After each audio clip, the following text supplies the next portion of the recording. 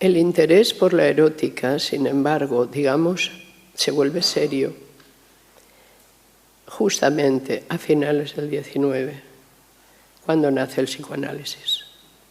Tenemos literatura erótica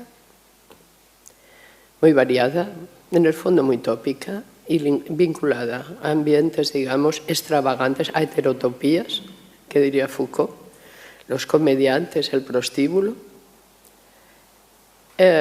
Y después aparece realmente la idea de que la sexualidad ha estado demasiado tiempo callada, que esa no es la manera en que se fija realmente y se puede entender lo que es, y que hay que tomar un punto de vista médico para entenderla. Y esto es lo que hace el maestro de Freud, Charcot. Cuando digo que Charcot es maestro de Freud, entiendan, ¿no?, que Freud no, Freud lo toma como su maestro, porque Freud es todavía muy médico, y en ese sentido Charcot es médico. Y la práctica médica es muy fuerte, definitivamente en Charcot y también en Freud. Entonces no van a querer, a ver si logro centrar esto, que entre la gripe y el lío, qué sé yo en sí. El asunto es, el psicoanálisis acabará admitiendo que cualquiera puede tener una formación psicoanalítica, aunque no sea médica o médico de partida. Sin embargo, en sus primeros momentos, Freud dirá que hay que ser médico para poder ser psicoanalista, porque si no, aquello se convierte en una especie de filosofía y que las bases fisiológicas de lo que ocurre no pueden ser de ninguna manera evitadas, y entonces será cuando saque su formación adelante y cuando ponga a Charcot en el medio y decir, no, Charcot es el modelo al que hay que seguir. ¿Qué es lo que había hecho Charcot, que es tan importante? Había estudiado a las histéricas. Las histéricas no son ustedes. A ver si me explico. Cuando una amiga, su madre o quien sea les dice, no te pongas histérica, que es esa, bueno, ¿sabes? Te pones así, dice, no y yo te autoconsejo también, no te pongas histérica. O sea, ¿qué es eso de las histéricas? ¿Y cuándo nacen las histéricas? Porque en el siglo XVII no van a encontrar histéricas, en el XVIII no va a haber histéricas, nadie sabe lo que es eso. Pero a mitad del siglo XIX van a aparecer una serie de gente que son las histéricas. Y se ha hecho tan popular que ya hemos llegado al no te pongas histérica. O incluso no te pongas histérico, que tiene todavía más interés. No te pongas histérico. Hísteros es útero. ¿Cuál es la suposición? La suposición es esta, la charcotiana.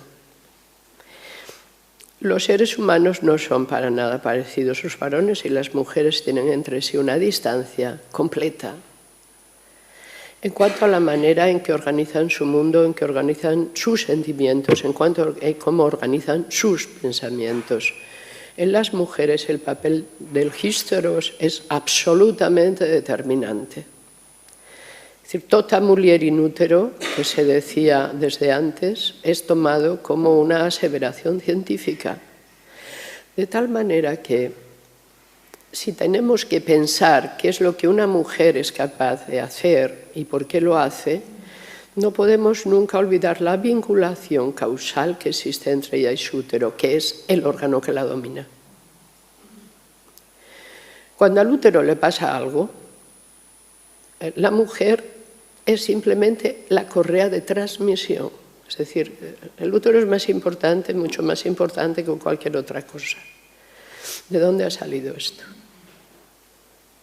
¿Cómo se ha llegado a esa conclusión? Que, digamos, a Charcot le encanta tratar histéricas.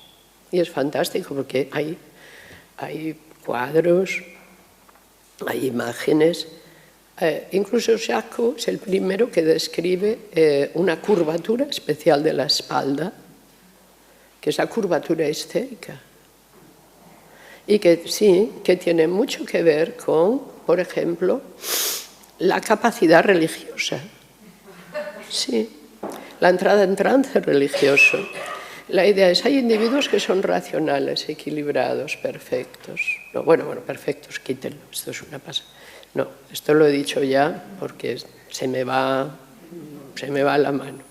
Hay individuos claros, equilibrados, y luego están ellas. Ellas, el problema es su histeros, y algunas, realmente en ellas el dominio es tan grande que ante una situación en la cual una persona corriente no se conmueve, una mujer puede tomar hacia atrás la curvatura de la espalda, lanzar hacia atrás la nuca, ponerse fuera de sí y entrar en trance. Es decir, dar una absoluta demostración de histeros, de que el útero está trabajando por ella. Vamos a suponer que no es un gran principio, pero es lo que hay.